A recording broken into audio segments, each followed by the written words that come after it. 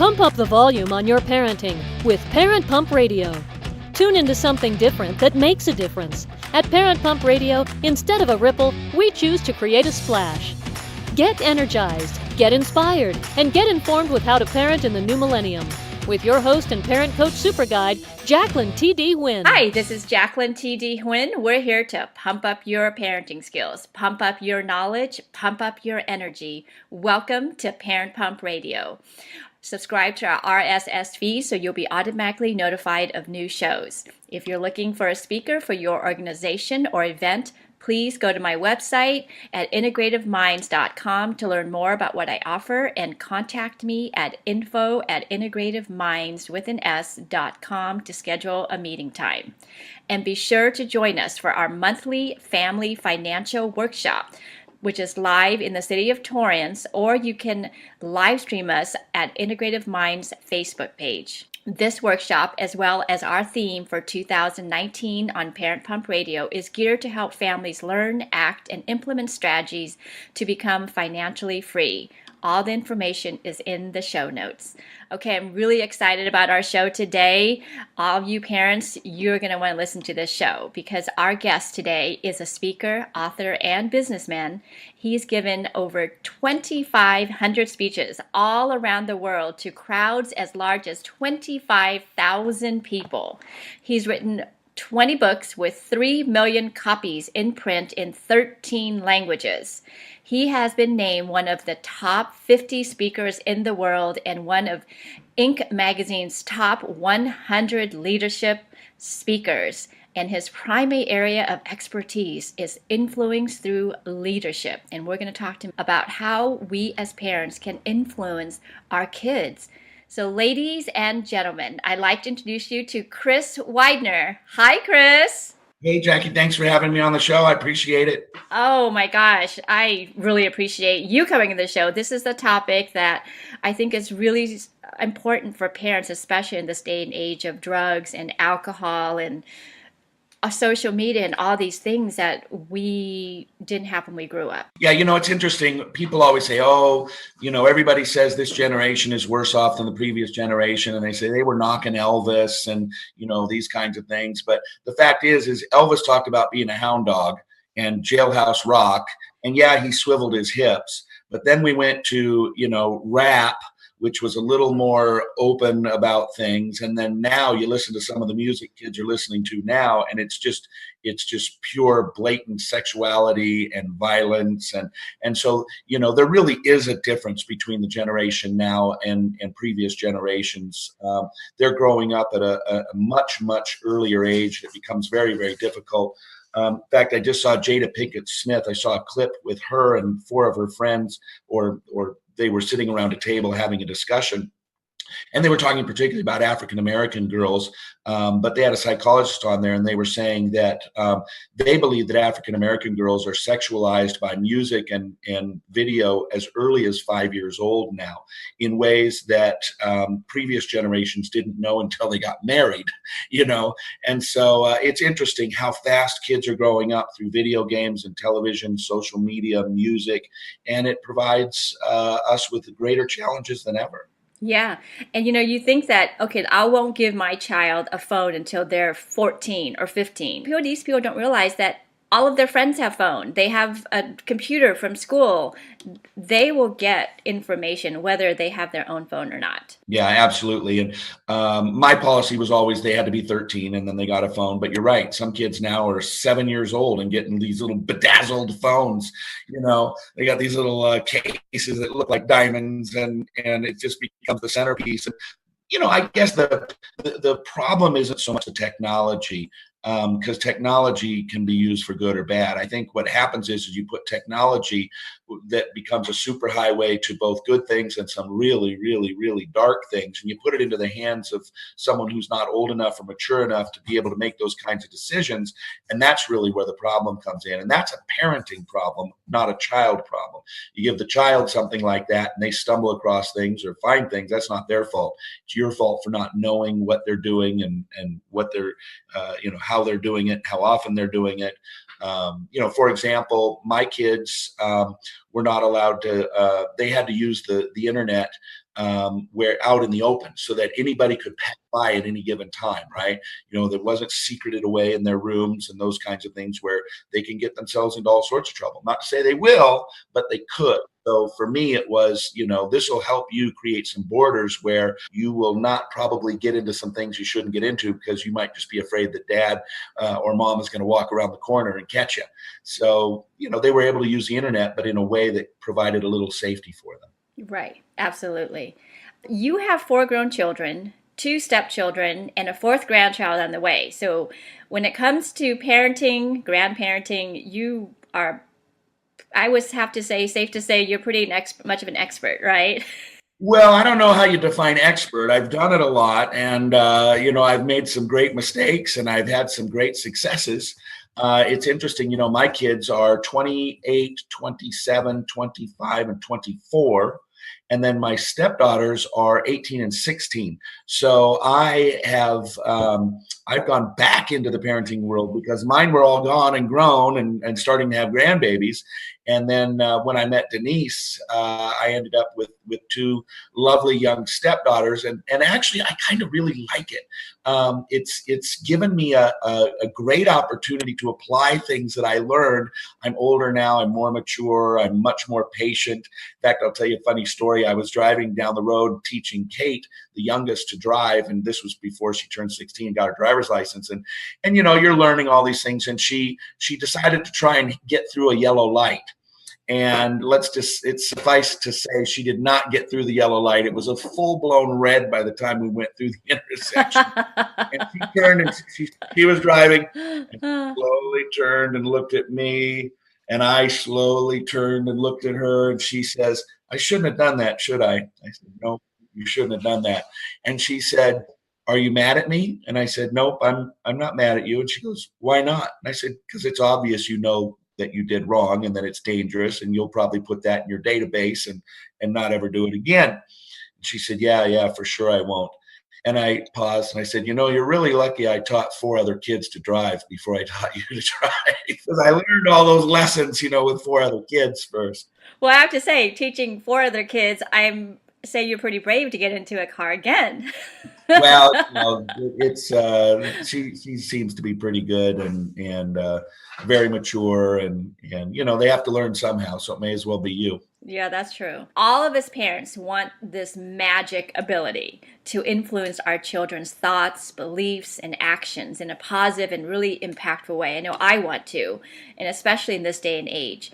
Why do you think it's such a challenge, and why is it so hard for some parents and so easy for others? Well, I don't know that it's ever easy for anybody. I think it's easier for some.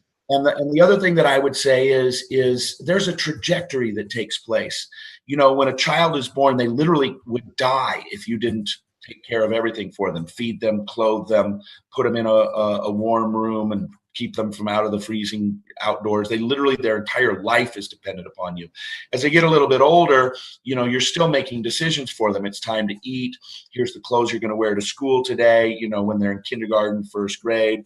And then the whole trajectory of parenthood is releasing independence into your child's life. And that is the conflict. They go from being completely dependent on you, where you make every single decision for them, to where when they graduate, my goal was when they turned 18, they should be able to fully function as an adult in life. They should be able, if I just got hit by a bus and disappeared from the world, they would know exactly what to do, how to do a bank, how to bank, how to buy a car, how to, make their own food, how to buy clothes, everything. They should be a fully functioning adult. So that trajectory, right, where you're going from complete dependence to complete independence, with that gap there of interdependence in the middle, right? And that's the conflict, because all of a sudden they don't want you making decisions for them. They don't want you telling them what they can do or can't do, when they can come home, when they can't come. They don't want any of that, and that's the conflict. And so I tell people all the time that you're going to go through about 3 or 4 years where you will be the dumbest person on earth. I mean, for 3 or 4 years, you won't know a thing. It's shocking that you could even get through life. You're so dumb, because children just know everything, and everything you say is just ridiculous to them. but they usually come back around. That's what I've seen, not only in my own children's But lives. that's like around the high school age, late high It's school, about early high school. college. And sometimes it's shorter than that. Sometimes it's longer than that. Sometimes it's a year. Sometimes it's 6 years. Sometimes it's 13 to 19. Sometimes it's 16 to 22. But there's a basic time frame, and that's the time frame when they are making their own decisions. And for you to suggest that they do something else is just ludicrous. I will make my own decisions. Thank you very much. And I think that that's the conflict. So the transition is from person who makes all the decision to influencer. How do we influence? And oftentimes I'll say to my kids, would you like my advice? Would you like to know what I think about that? I don't just jump in, well, here's what you need to do. And of course, men do that with their wives a lot too, right? Well, here's how you fix it. Here's what you do. And that's really not what people are looking for. And so I very often just sort of position it as, would you like my advice? Or would you like to know what I think about this? And oftentimes they'll say, not really. Okay, no problem. I don't take it personal. But if they say, yeah, actually, what do you think? Well, here's what I think, and here's the options, and here's what you can do. And so you're positioning it as trying to help them rather than dominate them or make the decision for them. Yeah, I think that's the big part when they're getting to that teen or preteen age, this natural progression that they want to spread their wings a little bit. And when you try to control, or what it feels like, I would say, to them as control or power, I think they pull away even more. It's funny, Denise, her daughters will come out and they'll have two dresses, one in each hand. And they'll say, should I wear the red one or the black one? And I'm convinced it doesn't matter which one Denise says they should wear. They will pick the other one. Because I think at a subconscious level, they want to say, I'm breaking away and I'm making my own decision. I'm actually going to make this choice myself. I don't know why they still come out and ask which one they should wear, but there's a subconscious thing that's going on, and I did it, you did it, we all did it, because we all made that transition from full dependence to independence. But therein lies the conflict, and we go from making decisions to influencing decisions, and we lose the ability to influence for a while. But if you position yourself right in your child's life, then you can have that influence. Like, for example, I consider myself a friend, and particularly as a stepdad, where they have a father, right? I'm not their dad. I am their friend. I'm their mentor. I'm their advisor. I'm their cheerleader. I'm their encourager.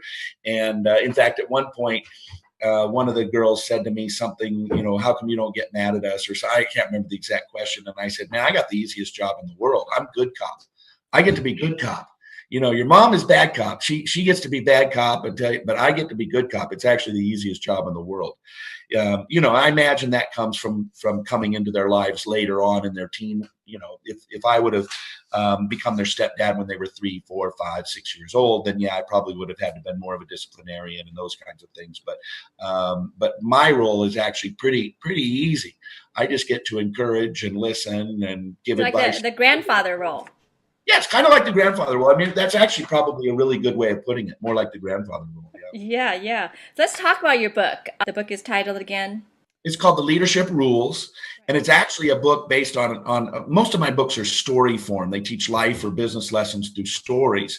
And this one is set around a championship high school football team. But the rules that they learn in this book, there's 4 of them, are actually really great for parenting. And we can talk through them. But let's do it. Yeah, so I'll give you the 4 in overview, and then we can go through them each. But the first one is you get what you expect. And here's the other thing. I named it The Leadership Rules on purpose because I used to ghostwrite for a guy named John Maxwell. John is a very well-known leadership guy. And his first big book, not his first book, but his first big bestseller was called The 21 Irrefutable Laws of Leadership.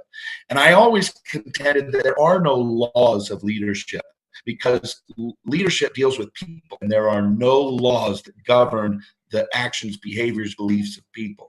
There are rules that work most of the time, but there are no laws. And so that's why I called it The Leadership Rules. So technically, there's nothing that works all the time. But this one and these 4 work most of the time. The first one is you get what you expect, setting expectations. We can talk about that with your kids. The second one is you get what you model.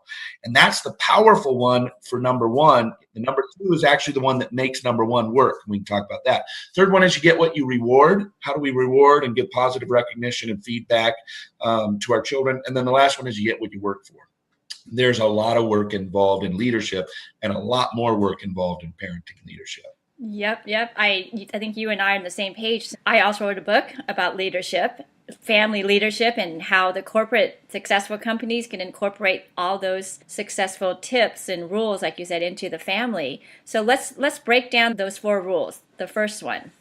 First one, you get what you expect. I think it's very, very important for us to set very clear expectations for our kids.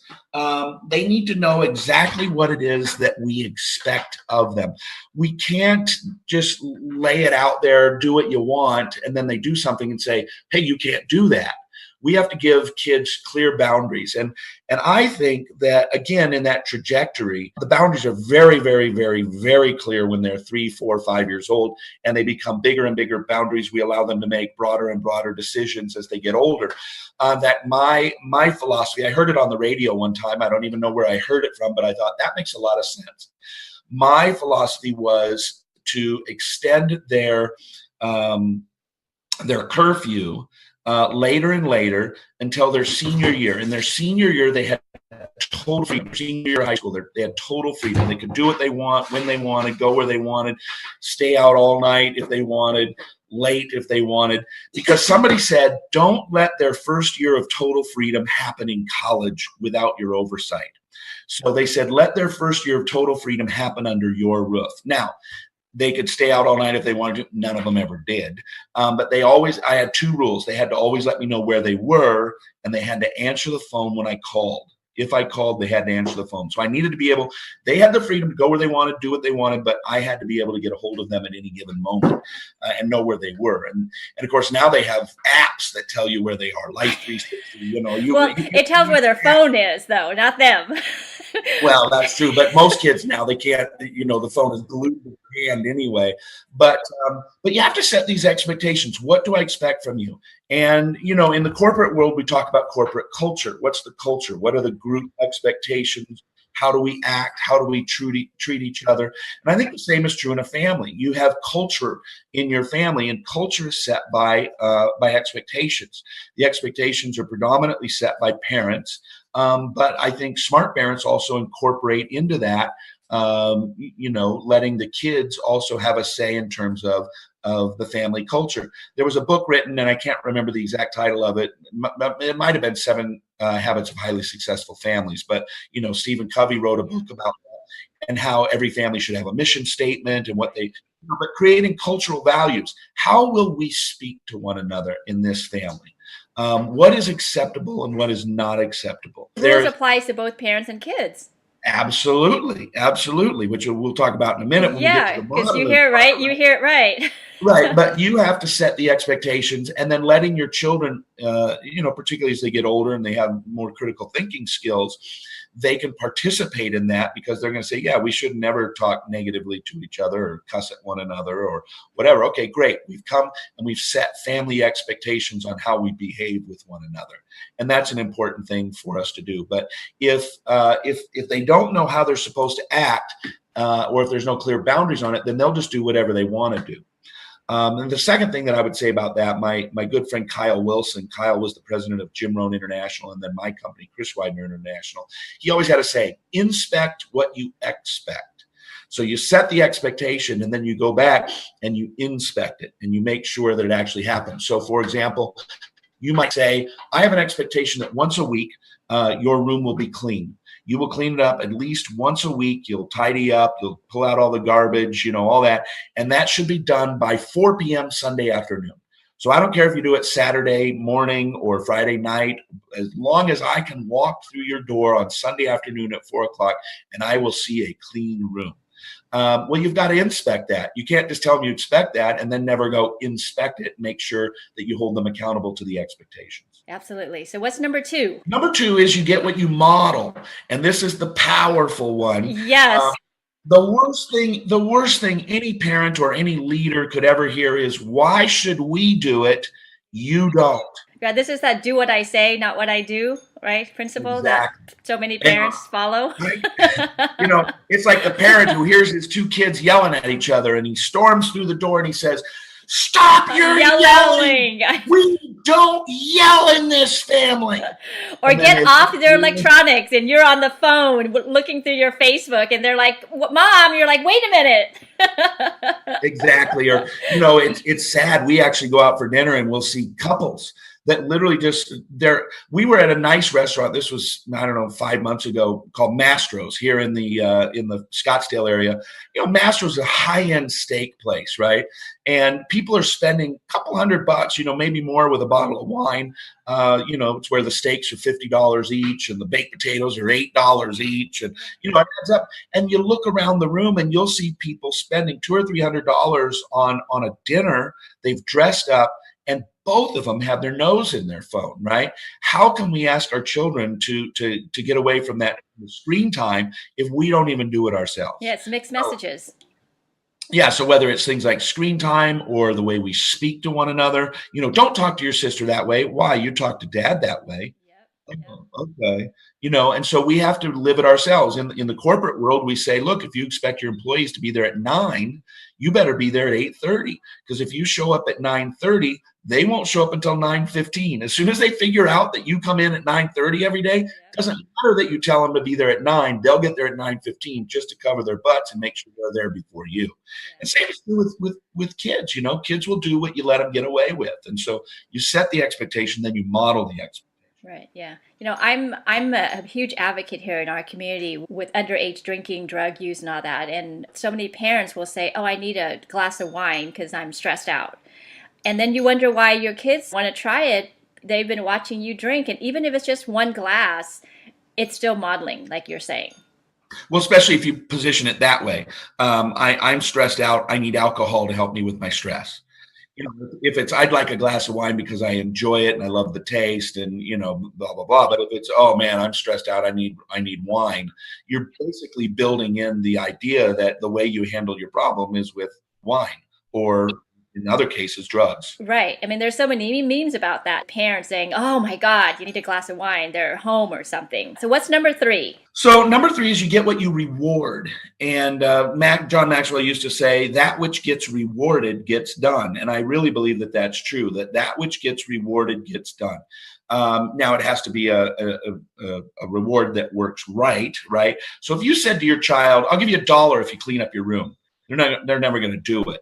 If you say, "I'll give you $1,000 if you clean up your room," they're going to be gone before you get the sentence out, right? They're in their room, throwing everything and getting everything done. So therein, that they will do something based on a reward. You have to find out the right reward.